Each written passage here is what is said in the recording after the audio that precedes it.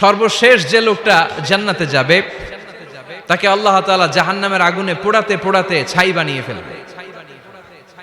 আল্লাহ বলবেন, জিব্রাইল যাও একটু দেখো, একটা মাত্র সেজদা দিয়েছে আমাকে, এরকম কাউরে পাওয়া যায় কিনা। বাটি চালান দিয়ে দেখো পাওয়া যায় কিনা। খুঁজে খুঁজে কাউরে পাবে না। আল্লাহ বললেন আবার দেখো, খুঁজে খুঁজে একজনকে পাবে, সামান্য ইমানের ছিটে ফোঁটা তার অন্তরে ছিল। আল্লাহ বলবেন যেহেতু ছিটে ফোঁটা আছে, অনেক মায়ের খাইছে, ওকে বের করে জাহান্নাম থেকে বের করে একটা নির্ধারিত দূরত্বে রেখে দাও।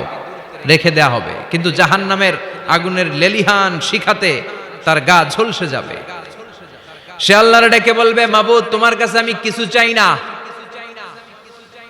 জাহান্নাম থেকে তুমি আমাকে বের করেছো, জীবন নদীর পানি তুমি আমার গায়ের মধ্যে ঢেলে দিয়েছো, আমি আবার সজীবতা ফিরে পেয়েছি। আমি তোমার কাছে জান্নাত চাই না, শুধু নিরাপদ একটা দূরত্বে আমাকে রেখে আসো, যাতে জাহান্নামের আগুন আমারে কষ্ট দিতে না পারে।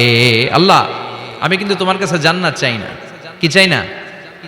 জান্নাত চাই না, কিন্তু জাহান্নামের আগুন আমারে কষ্ট দিচ্ছে, এতটা দূরত্বে রাখো যাতে জাহান্নামের আগুন আমার গায়ে না লাগে।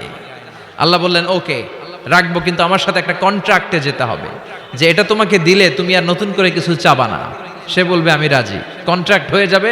আল্লাহ জিব্রাইলরে বলবেন যাও এমন দূরত্বে রাখো যাতে জাহান্নামের আগুন ওরে কষ্ট না দেয়।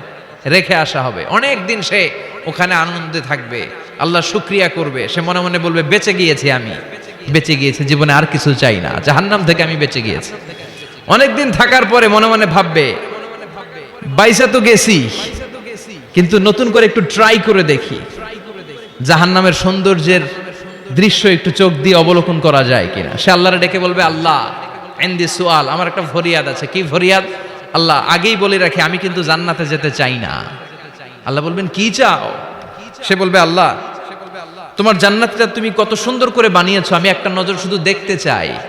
জান্নাতের দরজার সামনে নিয়ে যদি আমারে বসিয়ে রাখো, দ্যাটস ইনাফ, আর কিছু চাই না, শুধু জান্নাতের দরজার সামনে। আল্লাহ বললেন তুই না ওয়াদা করেছিস, তুই না চুক্তি করেছিস। সে বলবে আল্লাহ আমারে হতভাগা বানাইয়া তোমার কি লাভ? সুবহানাল্লাহ পড়েন।